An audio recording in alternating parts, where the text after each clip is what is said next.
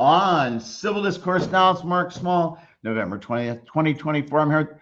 I'm on streaming with Cassie Jackson. Cassie, how are you? Well, I'm hanging in there as a person who identifies as female in the United States of America and this good old Hoosier state, which just really quickly, Markley, I wanted to take the opportunity to shout out some of these Westfield advocates up here, parents, teachers, administrators, hundreds of people who've been in my inbox. And I did do a post, which I took down and made private last night because I got vulnerable, but it was up for a little bit. And I just want to say I'm really honored to be a Hoosier woman. There are so many good people here, despite the fact that the state could be going to hell soon. So go ahead.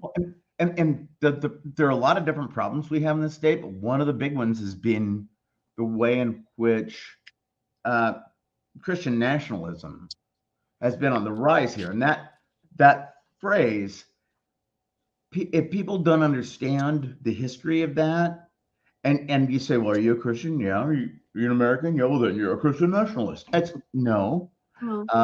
That's not really what it means, because Christian nationalism has a long history, and that includes fascism.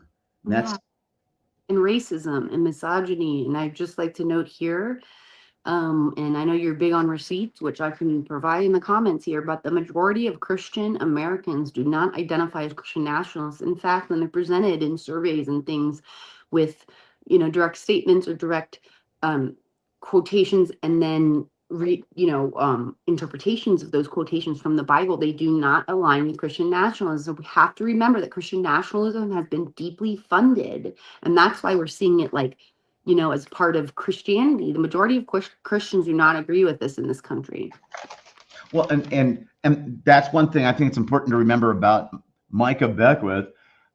Beckwith is the lieutenant governor-elect, and he's only going to be in that office for a short period of time once he's sworn in, because he'll want to go word. And Mike Braun should be careful of what he eats and watch for banana peels on any stairs that he's on. I'm so serious about that. Could you speak? I'm afraid for Mr. Braun.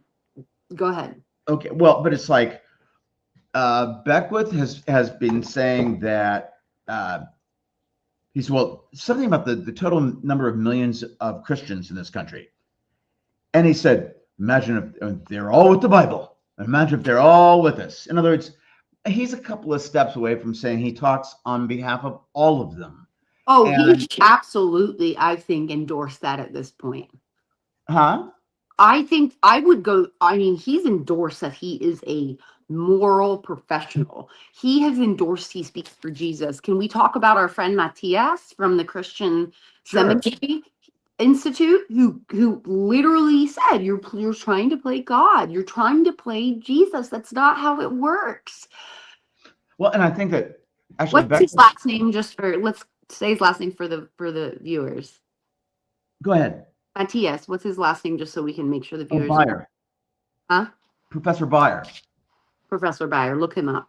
Go ahead. Yeah, and cause I have I posted his quotes from him and links to columns by him on this. But it's interesting that when Beckwith gets into this thing of that he's wanting to say that he speaks on behalf of all these people, because so many people despise the views that Beckwith presents, that he's kind of cut around that. He's done end runs on people.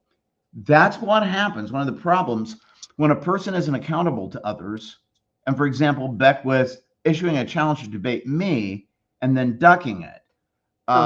That really kind of shows, because I wouldn't let him get around points. I'd insist on having answers.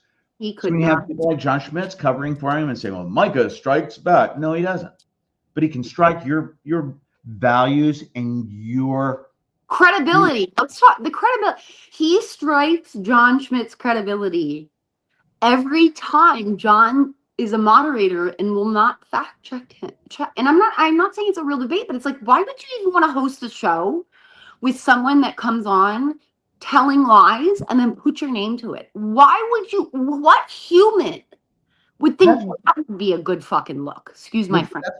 That's why I stopped doing my the 2 minutes of small talk on there because I felt that I was learning that, validity or credibility to that show. But, Beckwith promotes himself as being an expert on morality.